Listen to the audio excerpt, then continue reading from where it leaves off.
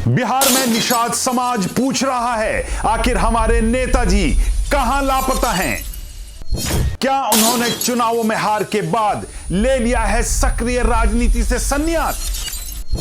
क्या मुकेश सहनी बिहार छोड़ वापस लौट रहे हैं सपनों की नगरी मुंबई की ओर?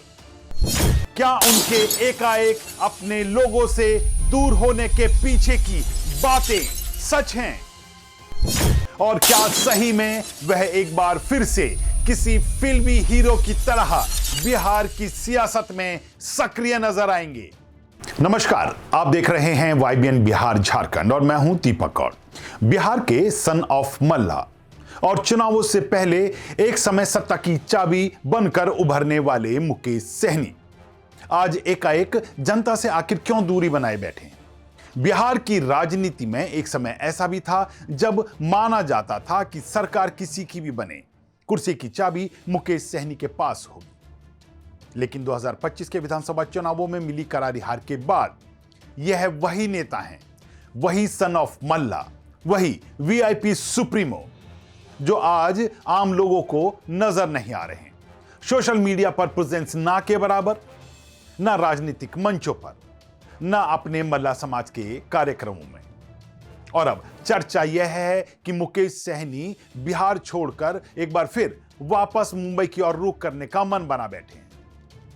ऐसे में उनकी पार्टी के नेताओं से लेकर उनके समर्थक और बिहार की जनता सवाल पूछ रही है, आखिर कहां है मुकेश सहनी?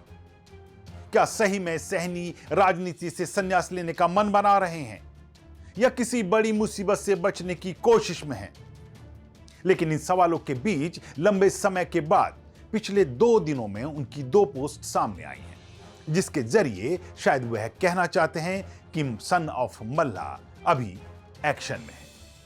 आज की कहानी भी यही है, लेकिन इस कहानी में आगे बढ़ें इससे पहले अगर आपने अभी तक हमारे चैनल को सब्सक्राइब नहीं किया तो अभी कर लें और बेल आइकन का बटन दबाना ना भूलें।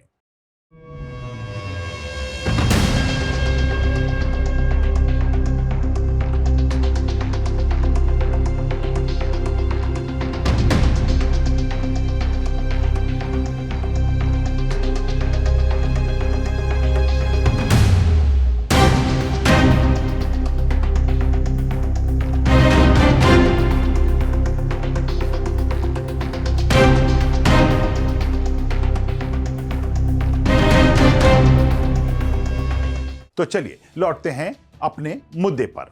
असल में 2015 से लेकर 2020 तक बिहार की राजनीति में मुकेश सहनी ने अपनी पहचान ऐसे बनाई थी जैसे एक समाज का नेता नहीं, बल्कि सत्ता की डील का सबसे अहम खिलाड़ी हो। 2020 चुनाव NDA के साथ, इसके बाद 2021 में उन्हें मंत्री पद मिला। 2022 कुछ अंदरूनी राजनीति के चलते वो NDA से बाहर हो गए।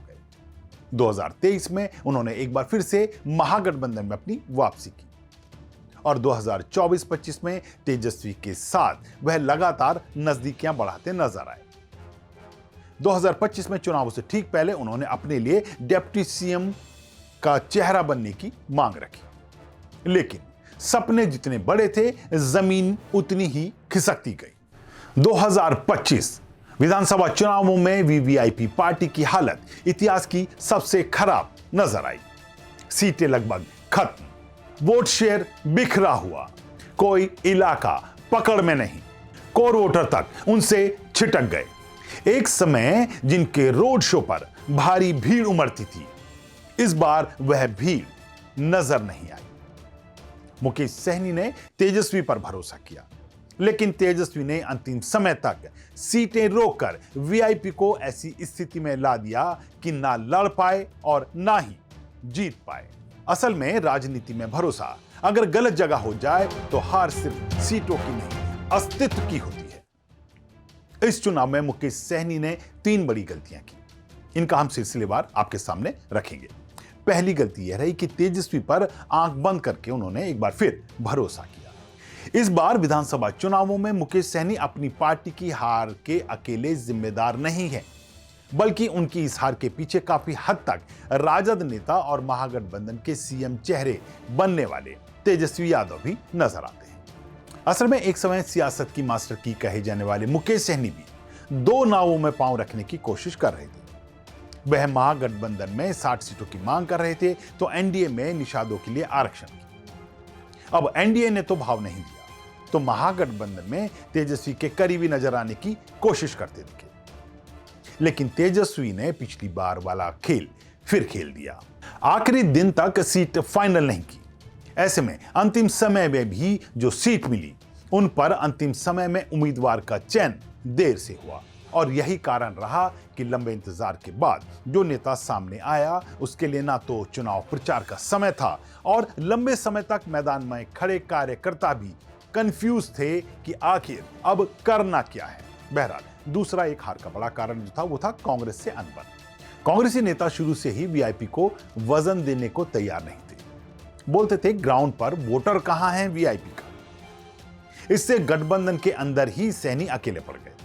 राहुल गांधी मुकेश सहनी को भाव देने के मूड में नहीं थे और इसके चलते उनकी मुकेश सहनी से गरारी फंसती हुई नजर आती। यही कारण रहा कि जब राहुल ने तेजस्वी को सीएम चेहरा घोषित करने का सवाल टाल दिया तो सहनी एकदम से तेजस्वी को महागठबंधन का सीएम चेहरा और खुद को डिप्टी सीएम चेहरा घोषित करते हुए राहुल गांधी को ही चिढ़ाते नजर आए। इससे जनता के बीच गलत संदेश गया कि गठबंधन में एका नहीं है। और तीसरा और अहम, पुरानी डील का बोझ।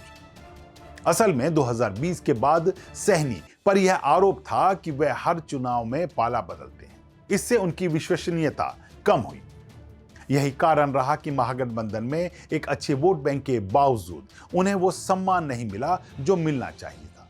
ऐसे में पार्टी के कार्यकर्ताओं और नेताओं के बीच भी एक गलत संदेश गया। इस सबसे इतर चुनावों से पहले सहनी ने हर जगह कहा था इस बार वीआईपी की सरकार में बड़ी भूमिका होगी। बहुत से लोगों ने उनकी इस बात पर विश्वास करते हुए उनके ऊपर अपने अपने तरीके से दांव भी लगाए। अब खबर है कि कुछ ऐसे भी लोग थे जिन्होंने सहनी के कहने पर उनकी पार्टी पर पैसा भी लगाया और कुछ ने सहनी के मांगने पर उन्हें पैसा दिया भी। अब इन खबरों के बीच सियासी गलियारे के साथ ही पटना की गलियों में भी यह चर्चाएं आम होने लगी हैं कि सहनी ने चुनावों के लिए बड़ा फंड बाजार से उठाया था। कुछ लोगों ने उन पर निवेश किया और बदले में कुर्सी की उनसे उम्मीद रखी थी। लेकिन इस बार के चुनावों में पूरी तरह से प्रचंड हार मिलने के बाद अब दबाव बढ़ गया है और कहा यह भी जा रहा है कि कर्ज भी बढ़ गया है। और यही कारण बताया जा रहा है कि वह इस समय जनता से थोड़ी दूरी बनाए हुए हैं। और कहा यह भी जा रहा है कि एक बार फिर वो बिहार से दूर मुंबई की ओर अपना रुख करने का मिजाज बना रहे हैं। सियासत में हार सिर्फ राजनीतिक नहीं होती, कई बार आर्थिक तूफान भी अपने साथ लेकर आती है। वीआईपी के नेता जो पहले कैमरा देखते ही बयान दे देते थे, आज किसी सवाल का जवाब नहीं देते। मल्ला समाज जो एक समय सहनी को अपना नेता कहता था, आज वो खुद सवाल पूछ रहा है। अगर हम अपने नेता के साथ हैं तो नेता खुद क्यों पीछे हो रहा है? नेताजी कम से कम सामने आकर कहें तो सही कि आगे क्या करना है। लेकिन नजर आ रहा है तो पार्टी में सन्नाटा और सिर्फ सन्नाटा। अब लंबे समय से इन अटकलों के बीच सहनी के एक्स हैंडल पर 2 पोस्ट तो डली नजर आए, लेकिन कहा जा रहा है कि यह सब सक्रिय दिखाने की कोशिश पर है। हालांकि अंदर खाने से खबर यह है कि फिलहाल वह बिहार छोड़कर मुंबई की ओर रुख करने का मन बना बैठे हैं। मुंबई में उनकी पुरानी दुनिया है, यानी सेट डिजाइनिंग की दुनिया, जिसके वो माहिर बताए जाते हैं। फिल्म इंडस्ट्री में वो लंबे समय तक काम कर चुके हैं और प्रोडक्शन में उनकी कुछ महारत भी बताई जाती है। वो ऐसी जगह जाना चाह रहे हैं जहां राजनीति का तनाव नहीं है, दबाव नहीं है और शायद कर्ज का बोझ भी नहीं। लेकिन इस सब के बीच एक सवाल कि यह मुंबई प्रवास अगर है तो क्या यह लंबा होगा या यह चुनावों की थकान मिटाने का रास्ता भर है। लेकिन जिस तरह चुनाव हारने के बाद मुकेश सहनी के बयान सामने आए थे, जिसमें उन्होंने अपनी हार स्वीकार की थी, उस सब के बाद अगर यह सवाल उठ रहा है कि आखिर क्यों वह अपने लोगों से इतना दूर हो गए हैं, क्या वह राजनीति में फिर से सक्रिय रहेंगे या कुछ बड़ा फैसला लेंगे, या राजनीति से ही दूर जा सकते हैं। तो इस पूरे मामले पर बिहार के विश्लेषकों का मानना है कि चुनावों में मिली ऐसी प्रचंड हार के बाद अभी वो दबाव में हैं, आर्थिक परेशानियों के साथ ही राजनीतिक भी। लेकिन यह कहानी खत्म नहीं हुई है। सहनी अभी भविष्य बचाने की तलाश में है, लेकिन सियासतदान जानते हैं कि हर नेता की जिंदगी में एक वक्त आता है जब जमीन खिसकती है और रास्ते गायब हो जाते हैं। लेकिन असली खिलाड़ी वही है जो तब भी लौट कर आता है।